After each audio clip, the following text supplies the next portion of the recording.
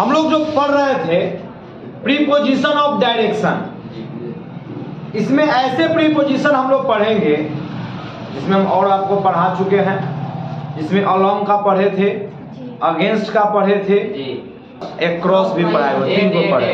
अब एट है, तो चलिए यूज ऑफ एट देख लीजिएगा। Use of eight,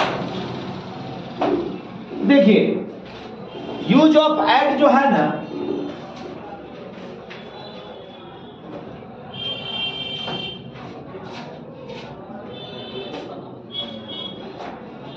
use of eight, eight का यूज आप कहाँ कीजिएगा? देखिए एट का वैसे यूज होता है बहुत, लेकिन हम यहाँ पर केवल आपको बताएंगे डायरेक्शन, क्योंकि प्रीपोजिशन ऑफ डायरेक्शन हम पढ़ रहे हैं, तो यहाँ पर हम सिर्फ और सिर्फ डायरेक्शन बताएंगे। जब डायरेक्शन बता देंगे, प्लेस बता देंगे, टाइम बता देंगे। टाइम आते एट का प्रयोग टाइम में भी होगा, प्लेस में भी होगा, डायरेक्शन में भी होगा, तो हम सब का बताते हैं। तो फिलहाल डायरेक्शन में देखिए, जैसे अगर मान लो कोई कुत्ता किसी के ऊपर दौड़ता है, कोई कुत्ता किसी वस्तु या किसी चीज के तरफ दौड़ता है, तो आप वहां पर डायरेक्शन बताते हो। क्या बताते हो? डायरेक्शन। और वो डायरेक्शन बताना होगा तब वहां पर क्या लगाइएगा? एट का प्रयोग कीजिएगा। जैसे हम आपको बोलेंगे घड़ी पे देखो, तो ये हम आपको क्या बता रहे हैं? डायरेक्शन, घड़ी के तरफ देखो। हम आपको बता रहे हैं कि वो पुल के तरफ देखो, तो एट द ब्रिज। हम आपको बोलेंगे तस्वीर के तरफ देखो, तो एट द पिक्चर। तो वहां पर जब हमको डायरेक्शन बताना होगा, उस डायरेक्शन के लिए हम लोग यूज किसका करते हैं? एट का प्रयोग। वहां पर आप कर सकते हैं the dog look, the dog looked at his master, at his master. मतलब ये हुआ जो कुत्ता है ना, वो अपने मालिक की तरफ देखा। डायरेक्शन क्या बता रहे हैं? मालिक के तरफ, मालिक के तरफ ध्यान दिया। हम आपको कह रहे हैं, आप कह रहे हैं कि मैं घड़ी के तरफ देखता हूं, आप वहां पर कह सकते हैं we look at the watch. आप क्या कहिएगा? We look at the watch. हम लोग कहाँ देखते हैं? घड़ी की तरफ देखते हैं। आप यहाँ पर कह सकते हैं दे, है ना, लुके लिखा गया, तो चलिए they looked at the door. वो कहाँ देखा? दरवाजे की तरफ देखा। तो जहां भी डायरेक्शन बताना होगा, उस डायरेक्शन के लिए हम लोग किसका यूज कर लेते हैं? एट का यूज करते हैं। इसका एक ही वो यूज, एट का एक ही वो डायरेक्शन में यूज है, तो कर दीजिएगा यूज। जैसे इसमें हम आपको बता दें कि जो एट होता है ना, वो एट टारगेट को आप यहां पर समझ लीजिए। जैसे कुत्ता जो देखा, तो उसका देखने वाला उसका टारगेट कहां था? जिसे हम अटैक की बात करते हैं, द लायन। आप क्या कह सकते हैं? The lion attack, the lion attacked at you. क्या कर रहा है? The lion attacked you. मतलब क्या हुआ? लायन शेर झपट्टा मारा, उसके झपट्टा मारने का आपको डायरेक्शन यानी टारगेट उसका क्या था? आप थे, तो वहां पर यूज होने किसका कर दिया? एट का कर दिया। तो जैसे में कर दिया अप डाउन। देखिए डाउन का प्रयोग भी हम लोग डायरेक्शन बताने के लिए करते हैं। जैसे अगर चल रहा है तो उसका दिशा क्या हुआ? ऊपर की ओर। अगर कोई नीचे आ रहा है, ऊपर से नीचे आ रहा है, तो उसके आने का डायरेक्शन क्या हुआ? नीचे की ओर। तो डाउन जो है ना, वो डाउन एक ऐसा प्रीपोजिशन है जो आपको डायरेक्शन यानी दिशा बताएगा। क्या बताएगा? दिशा बताएगा। जैसे वाटर लेवल है, पानी अगर बढ़ गया, ठीक है, अब बढ़ जाने के बाद अब धीरे धीरे पानी घटेगा, तो पानी कहाँ आएगा? नीचे की ओर आएगा। तो उसका पानी के आने की डायरेक्शन क्या हुआ? नीचे की ओर। तो उस डायरेक्शन को जब व्यक्त करना होगा, तो वहां भी हम लोग क्या करेंगे? डाउन का प्रयोग करेंगे। जैसे कहेंगे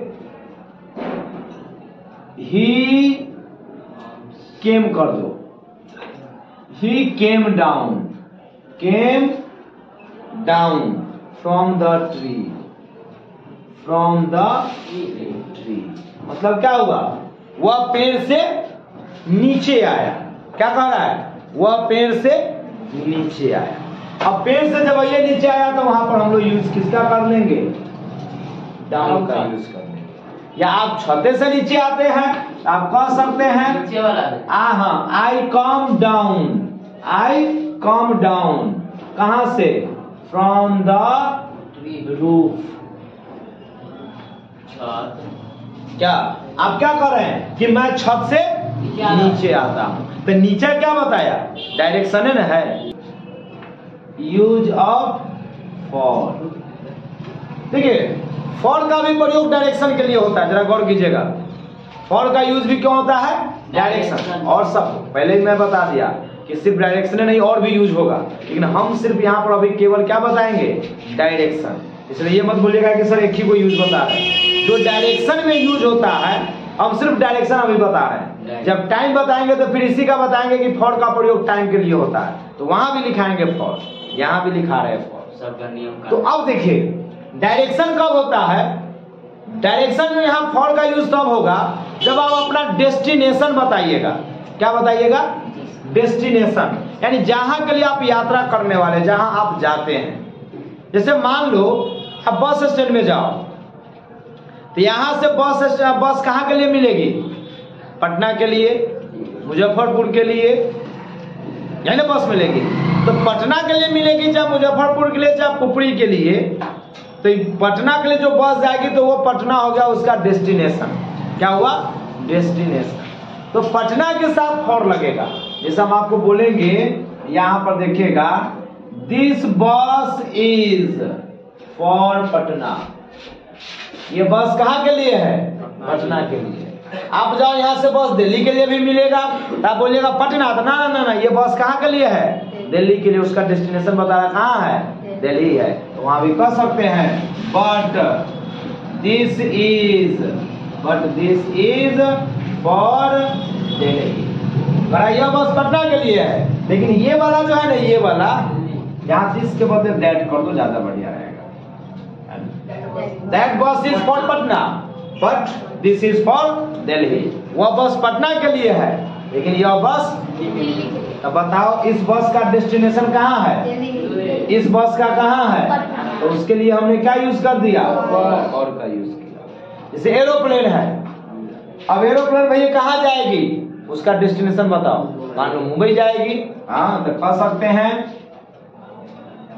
दिस प्लेन, दिस लगा दीजिए, दिस प्लेन इज फॉर कौन चीज?